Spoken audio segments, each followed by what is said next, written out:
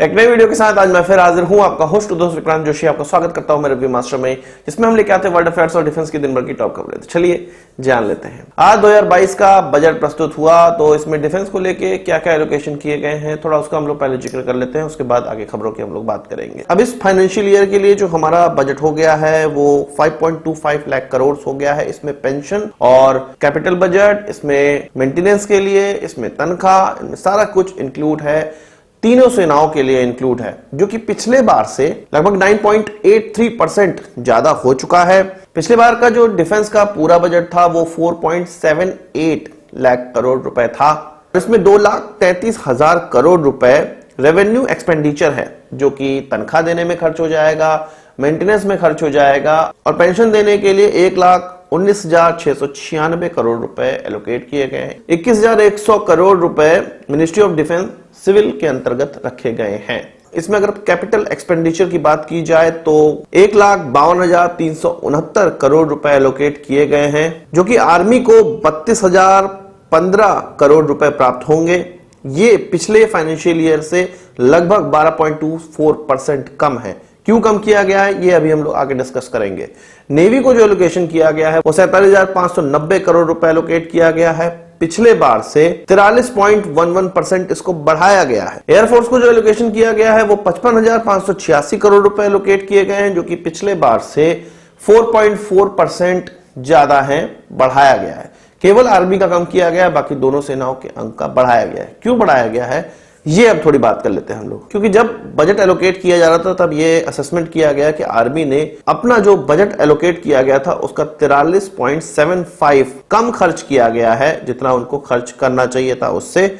और वहीं नेवी के द्वारा 38.39% ज्यादा खर्च कर लिया गया, जितना कि उनको एलोकेट किया गया था, जिससे कि निष्कर्ष निकाला गया कि आर्मी को कम आवश्यकता है, नेवी को ज्यादा आवश्यकता है।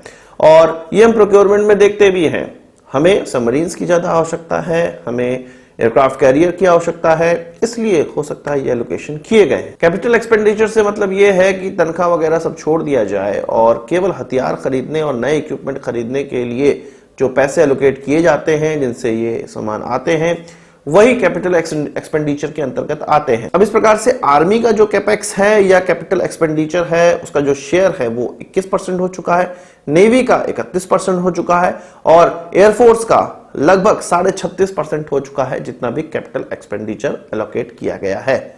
इसमें एक और चीज नई निकल के सामने आई है, 68% हमें इंडिजिनस सामान खरीदने हैं, जितना भी एलोकेट किया गया है डिफेंस इक्विपमेंट खरीदने के लिए पैसे। इससे पहले के साल में ये 58% था, इस बार इसको 10% और बढ़ा दिया गया। साथ ही साथ एक और नई चीज की गई है। अभी तक हम डीआरडीओ में डिफेंस रिसर्च के लिए पैसे खर्च कर रहे थे और प्राइवेट सेक्टर के लिए कोई ऐसा फिक्स्ड एलोकेशन नहीं था, पर अब इस बार के बजट में 25% आरएनडी में, डिफेंस आरएनडी में खर्च करने हैं, और वो भी प्राइवेट पार्टनर्स को देने हमें। हमारे फाइनेंस मिनिस्टर ने एक मॉडल की बात की, जिसमें कि स्पेशल पर्पस व्हीकल की बात की गई है, वो हमारे डीआरडीओ के साथ मिलकर प्राइवेट पार्टनर बना रहे हैं। तो इसी मॉडल की बात की गई है कि प्राइवेट पार्टनर्स को रिसर्च के लिए पैसे दिए जाएंगे, डीआरडीओ के साथ वो मिलकर नए इक्विपमेंट बनाएंगे और तब जाके उनका भारत में ही निर्माण किया जाएगा। इसी से हमारा जो 68% का टारगेट है, जो इंडिजिनस सामान खरीदना है, उसको भी पूरा करने की आशा जताई जा रही है। अब बात कर लेते हैं बोइंग के धोखेबाजी की, और अब डीआरडीओ उससे कैसे पार पा रहा है, इससे रिलेटेड खबर की। आपको पता है कि 2011 में हम लोग C-17 ग्लोब मास्टर के लिए कॉन्ट्रैक्ट साइन किए थे, जो कि बोइंग के द्वारा बनाया जाता है।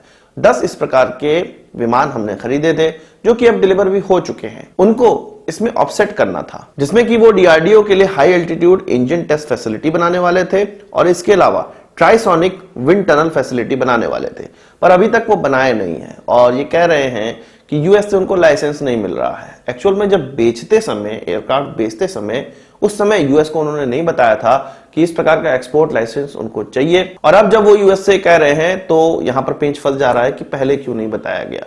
यूएस अभी तक उनको एक्सपोर्ट लाइसेंस नहीं दिया हुआ है, क्योंकि इसमें काफी ऐसे इक्विपमेंट लगने हैं जिसमें यूएस को एक्सपोर्ट लाइसेंस की आवश्यकता पड़ती है। बोइंग इसको बिना एक्सपोर्ट लाइसेंस के भारत में लगा नहीं सकती, जिससे कि इसका ऑफसेट का ऑब्लिगेशन पूरा नहीं हो पा रहा है। अब ऑफसेट का ऑब्लिगेशन को किस तरह से भारत टैकल करेगा वो अलग मुद्दा है। डीआरडीओ की तरफ से कहा गया है कि ये जो high altitude engine test facility है वो भारत के ही प्राइवेट पार्टनर्स या ऐसे कंपनीज जो कि इसकी एक्सपर्टीज रखते होंगे विश्व में, उनके साथ मिलके डीआरडीओ खुद ही इनको बनाने का प्रयास करेगा और उसके लिए काम भी स्टार्ट कर दिया गया है। 130 किलो न्यूटन तक इसमें ट्रायल किए जा सकने वाले इंजन का इस्तेमाल किया जा सकेगा। इसके अलावा ये जो फैसिलिटी है वो लगभग 59,000 फीट की ऊंचाई पर उड़ने और 2 मैक की रफ्तार वाला एक एहसास इंजन को देंगी, जिससे कि इसको हाई एल्टीट्यूड टेस्ट फैसिलिटी कहा जाएगा। डीआरडीओ ने इस फैसिलिटी के लिए लगभग 60 से 70 एकड़ और जमीन खरीद भी ली है। 3-4 साल का समय इसमें लगने वाला है और लगभग 4,000 करोड़ रुपए लगने वाले हैं। उसके तहत high altitude engine test facility के लिए उनको $315 मिलियन